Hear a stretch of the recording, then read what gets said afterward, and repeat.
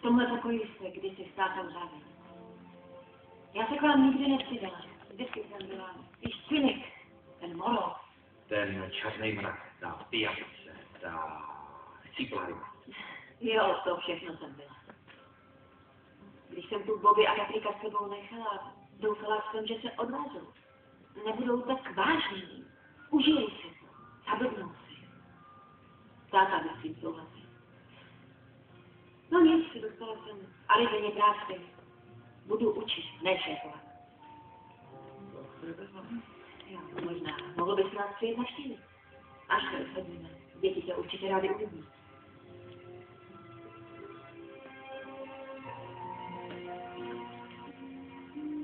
Měj se. Ty taky.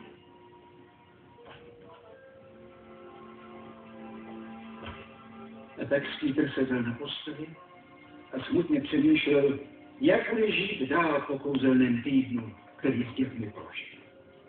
Skvělý konec. Konec? Já myslel, že to je jen smutná část příběhu, po které se vše obrátí k lepšímu. Jak se to může obrátit k lepšímu? Vzpomeň si na pohádky, co jsem ti vyprávěl.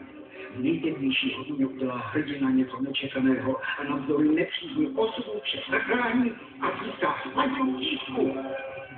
Jo. A jak na to? Je to tvůj příběh, ne můj. Radši si pospěš do toho sunku.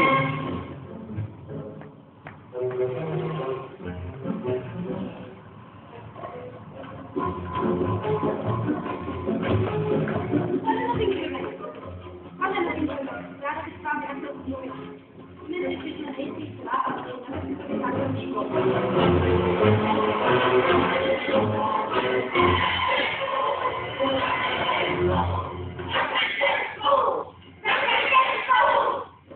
Jsme připraveni. Demolice může začít. Výborně. Pan Oky mi říkal, že v případě problémů zavolá. Když neozve do 20 minut, tak to tady zboří, ne?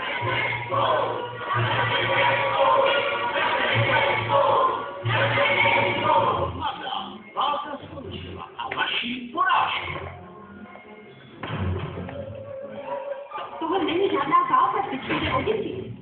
A ty máte nepříklad, dělejte zemky, kde si můžete postavit svůj a ne, že zvolíte školu a my to můžete... Který jde? Co máte? Zrovna jste na obchodu. Poslyš to nám, vzpomínám si na děj. Ovšem, no páni, ta bunda vám ale moc sluší.